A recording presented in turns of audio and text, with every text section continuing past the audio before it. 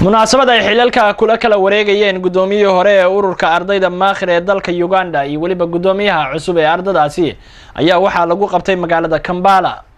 warbixin amuurtaasi ku aadan waxaa Uganda nooga soo diray wariyeen halkaasi nooga soo warrama Cabdinaasir Daacad. munaasabadan ujeedkeedu ahaa mid ay xilalka kula kala wareegeen gudoonkii hore ee ururka ardayda maakhir ee dalkan Uganda iyo sidoo kale gudoonka cusub ee ururkaasi isla markaasna lagu dhiirigelinayay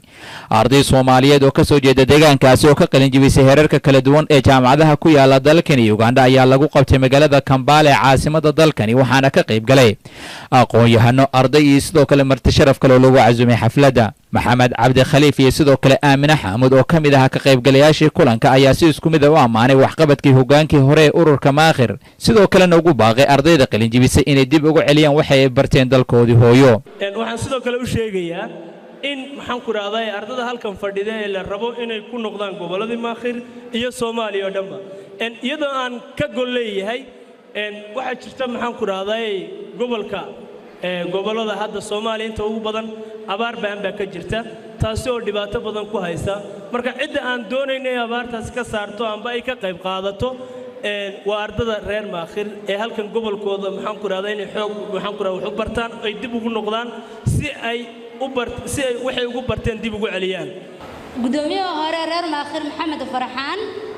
mudane maxamed aad baad u maadsantahay xafladan quruxda badan ee maanta noo soo qaban qaabisay iyo shaqadii aad u qabatay reer maakhir in badan waa ku xusi doonaa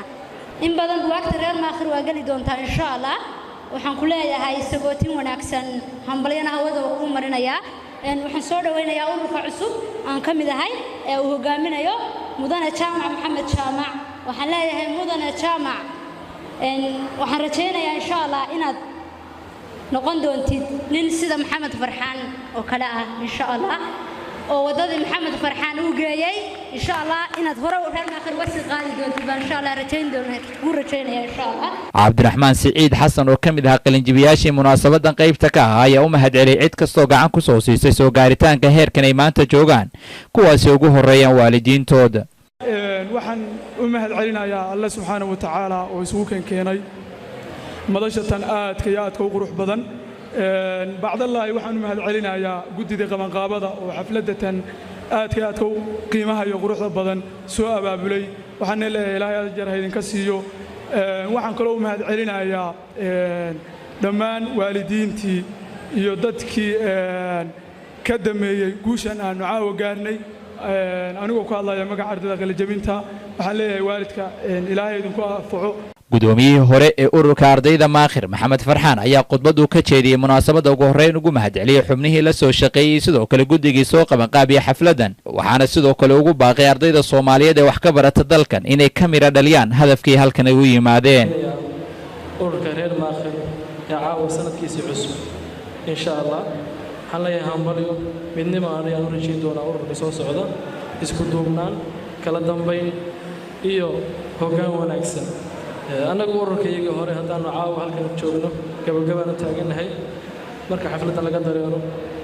waxa weeyaan shacab aan noqonayna laakiin waxaan leenahay midnimada reer maakhir midnimada ummadda Soomaaliyeed midnimada Kampala Soomaaliya oo dhan ku joogto in la ilaaliyo waa muqaddis mid kale inay ilaawin dalka waxaynu u joognaa waxbarasho runtii waxaan oran lahaa dhammaan dhalinyarta meesha tan fadhida iyo inta maqanba waxbarashada aynu u joogno inuu ka maadhalino. jaamac maxamed xasan gudoomiyaha cusub ee ururka ardayda maakhir ee dalkan Uganda ayaa dhankiisa kulanka ka ballan qaaday waxqabad muuqda taasi oo lagu horumarinayo ururka. waxaan ballan qaadaynaa aniga iyo xukuumadda iminka joogta tiimkaygu inaanu si sharaf leh oo midnimo leh aanu heerkii u soo gaarsiiyeen iyo jiritaankii aanu u gaarsiino madashan madalka qurux badan iyo waxqabad intay qabteen in ka badan insha Allah taasna waxaan rajaynayaa aniga iyo kooxdaydu nalagu soo xushay hawlkarnimo ururka reer maakhir ma aha mid loo tartamo ama xil loo kaambeen gareeyo dad badan waa xil la isu garto bal sanadka ardayda yaa hogaamin kara waxaan jecelahay oo aan aad ugu mahadcelinayaa dhalinyaradii electoral commission-ka ahay oo u horeeya maxamed caash oo ii gartay xilka inaan qaado iguna sharfay inaan bulshadayda u shaqeeyo bulshada Soomaaliyeedna aan u shaqeeyo aad iyo aad baad ugu mahadsantihiin gabagabadii munaasabadda waxaa hadiyada iyo sidoo kale shahaadooyin la guddoonsiiyey ardayda qalinjabisay sidoo kale xubno qayb muhiim ah ka qaatay shaqada ururka cabdinaasir axmed xaaji cabdinaasir daacad warbaahinta SBS Kampala